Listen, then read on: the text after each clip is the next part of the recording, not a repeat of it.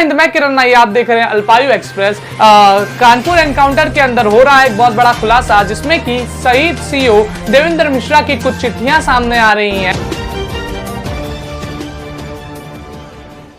शहीद सीओ देवेंद्र मिश्रा की कई चिट्ठियां जो उन्होंने तत्कालीन एसएसपी आनंद देव तिवारी को लिखी थी वो सामने आ रही है। और खुली तौर से इन चिट्ठियों में यह नजर आ रहा है कि जो तत्कालीन एसएसपी थे आनंद देव तिवारी, उन्होंने कितनी लापरवाही बरती है।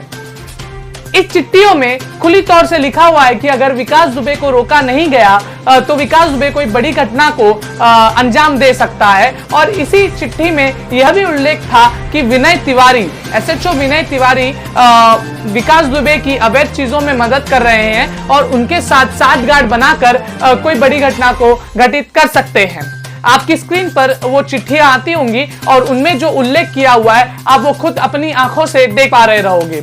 और इसी के साथ में एक कॉल रिकॉर्डिंग भी वायरल हो रही है, जिसमें कि शहीद सीओ देवेंद्र मिश्रा और तत्कालीन एसएसपी आनंद देव तिवारी, उन्हीं के साथ में निलंबित एसएचओ विनय तिवारी भी हैं, जिसमें कि सीओ खुली तौर से विनय तिवारी की गलतियां तत्कालीन एसएसपी को बता रहे हैं, पर तत्कालीन एसएसपी के कान पर एक जू तक नहीं रेंगती और वो इतने बड़े मसले को छोटी बनाकर निपटा देते हैं। आप खुद सुनिए उस ऑडियो रिकॉर्डिंग को। Hello Jain sir. सर खाली हैं क्या सर? क्या? जब टाइम हो तो साहब मैं बात कर लूँ, थोड़ा सा बताना। बोलो सर। एक जो है भैंसी चोरियों का साहब हमारे यहाँ वो चल रहा था सर, जो है तो रात के जो है 2 बजे 112 नंबर से फोन आया है कि मतलब एक पिकअप जो है गांव वालों ने पकड़ लिया है। उस पर सर यशो ककवन है, ये इंस्पेक्टर बिल्हौर दोनों गए क्षेत्र में था सर। वहाँ तो मुकदमा लिखवा दिया गया और उसके आधार पर एक गाड़ी और पकड़ी गई है, 7 मुलजिम पकड़े गए। इन्होंने साहब अच्छे मुलजिम पकड़े गए तो यशो ने कहा कि मुझे दे दो, ककवन ने कहा मुझे दे दो 7 का 7। इसने कहा नहीं, बहुत बड़ा अच्छा गुड वर्क किया जाएगा और ये किया जाएगा। ये इंस्पेक्टर ने 5 मुलजिम छोड़ दिए, 2 मुलजिम उसको दे दिया कि ले आप इसको चालान कर दो। तो ये साहब कुछ काम वाम नहीं कर रहा, बस यही खुराफात के अलावा काम कर रहा है सर ये बिल्हौर वाला। 1 सेकंड होल्ड करो।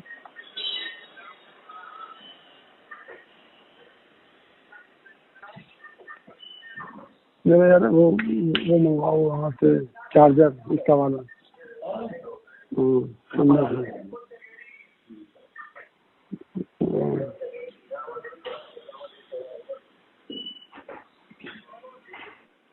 आप जिस व्यक्ति से बात कर रहे हैं उन्होंने आपके कॉल को होल्ड पर रखा है, कृपया लाइन पर बने रहिए।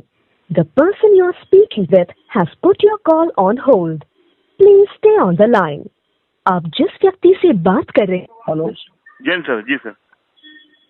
हेलो सर आवाज आ रही सर? हाँ, ये भी है ना बिल्हौर? जी सर। जैन सर आदेश। ये तुम 7 मुलजिम पकड़े भैंस चोरी में और सर तुमने 5 क्यों छोड़ दिया? सर मैंने कल आपको बताया भी था सर, ये उससे रिलेटेड थे नहीं सर। सीओ साहब के संज्ञान में थी, हमको तो बताया थे तुमने कि भाई 5 नहीं, ये आपने सीओ साहब को बताया? आपको सर बताया था सर ये बात सर। मूर्ख कहीं कि मैं कौन मुलजिम? मुझसे क्या मतलब? भाई सीओ देख रहा है वहाँ पर, गलत है कि सही है सीओ जाने। नहीं सर, इसमें यशो ककवन ने कहा इनसे कि साहब मुझे 7 दे दीजिए। इन्होंने कहा बहुत बड़ा मैं गुड वर्क करूंगा, बहुत बड़ा गुड वर्क करूंगा। और उसको जाकर के एक बुढ़ा 70 साल का दे दिया, एक वो कर दिया, बाकी सर छोड़ दिया सर 5 मुलजिम। और अब मैं यशो ककवन बता देंगे पूरी बात। बिल्कुल ईमानदारी से आप पूछ लें। अभी नहीं तो 2 दिन तक वो 7 मुलजिम बैठे रहे, 2 दिन तक मुलजिम बैठे रहे 7। तुमने सीओ से पूछा? जब सीओ के संज्ञान में था तो सीओ को पहले कन्विंस करते कि भाई ये ऐसा ऐसा क्या करना है, तब आप बताते। मैं आज सर उपलब्ध नहीं हो पाए सर। मैं आज भी सर के पास गया था साहब के। आज तो मेरी ड्यूटी लगी थी आगरा में। आप कब मुलजिम आज से थोड़ा बैठे हैं, मुलजिम 3 दिन से बैठे हैं सर। कोई मैंने मतलब मतलब क्या आपको सीओ से मतलब नहीं है? आप जो है रेप वाला मुलजिम आपने छोड़ दिया, मुझसे बताया तक नहीं। अगर जब रेप वाला मुलजिम का जब मर जाती लड़की तो सीओ सस्पेंड होता, क्योंकि हरजन था वो। आप जान जो नहीं अपने बिना मनमानी कर रहे हैं आप। किसकी बात कर रहे हैं साहब? मैं वही मैन कर रहा हूँ जो पब्लिक वालों ने पकड़ा था, उसमें भी आप इसी तरह किए हैं। अभी वो आदि मुकदमा भी है, जिसकी लड़की थी वो भी है, कटिहार को जो छोड़ा गया था वो भी है। मेरे पास पूरा मैं सामने पेश कर सकता हूँ। सर आप बिल्कुल वो कर लें, आपके नॉलेज में सर बात डाली थी। वो लड़की को सर मैं ही लाया था पकड़ करके लड़के को। ये तो क्यों छोड़ा गया कटिहार को? आपने मुझसे बताया था क्या कि मैं छोड़ रहा हूँ? 7 मुलजिम वहाँ 7 पकड़े गए और 7 में पकड़ने के बाद सीओ के संज्ञान में था और वहाँ पर पूरी बात ही तो सीओ साहब बताते कि साहब ये निर्दोष है, ये दोषी हैं। सर सीओ साहब से मेरा संपर्क नहीं हो पाया, ये बात क्यों नहीं हो पाया? है। मैं अभी भी आदमी हमसे संपर्क हो सकता है, फोन क्यों नहीं हुआ संपर्क? फोन से बताते आप? सर ये जरूर मुझसे गलती हुई है। बाकी मैं सर 12 बजे बिल्लाओर से चला हूँ छोड़ा है, आगरा के लिए। आदमी को गलत तरीके से छोड़ा है सर। अभी आप जाइए सीओ के पास, बैठ कर पूरी बात बताइए और अगर ये सही हो, आप कन्विंस हो सीओ साहब, तो ठीक है, नहीं एक रिपोर्ट दीजिए इनके खिलाफ। मैं सर आगरा आ गया हूँ सर। जब ये घटना घटी, जब हमारे 8 पुलिसकर्मी शहीद हुए और जब ये बात मीडिया में आई, उसके बाद में जब पता लगाया गया कि कहां से खबर लीक हुई थी और उसी के बाद में एसएचओ विनय तिवारी को निलंबित किया गया। और उसके बाद में ये जो चीजें बाहर आ रही हैं, जो पत्र बाहर आ रहे हैं, जो ऑडियो रिकॉर्डिंग बाहर आ रही है, और जब मीडिया ने उनके घर वालों से बात किया, शहीद सीओ की बेटी ने क्या कहा, आप खुद सुने। आपका क्या नाम है? वैष्णवी। आपके फादर शहीद हो गए, उनके कुछ अरमान होंगे आपको बनाने के, क्या वो बनना चाहती थी आप? डॉक्टर। अब आपके पिताजी नहीं रहे, अब आप क्या करेंगी? उनके सपने को कैसे पूरा करेंगे? अब हम उनके साथ जिसने पूरा किया है, अब हम उन्हीं लोगों से, मतलब उन जैसे लोगों से अब हम बदला लेना चाहिए। अब आप पुलिस में आके मतलब अपराधियों से बदला लेंगे, उनका चेहरा सामने लाएंगे और उनको उनकी सही जगह में पहुंचाएंगे। तो मतलब आप अपने पिताजी को नौकरी मिलेगी, उसमें आप जाना चाहेंगे और अपराधियों के खिलाफ लड़ेंगी आप? जिस तरीके से उन्होंने देश के लिए किया है, वो शहीद हुए हैं, उन्होंने अपने पूरा 100% दिया है और उस जो हैं उनको जो इंडिकेट किया है कि वो इतने बड़े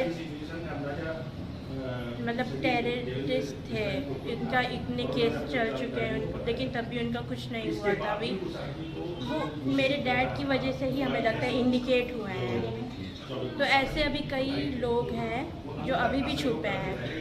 एक पापा ने आपसे एक लेटर लिखा था एसएसपी को, जिसमें एसओ चौबेपुर की भूमिका को संदिग्ध बताया था कि ये उस अपराधी से मिला हुआ है। तो क्या आपको लगता है कि मतलब कि पुलिस की जो भूमिका थी उसमें सही नहीं थी?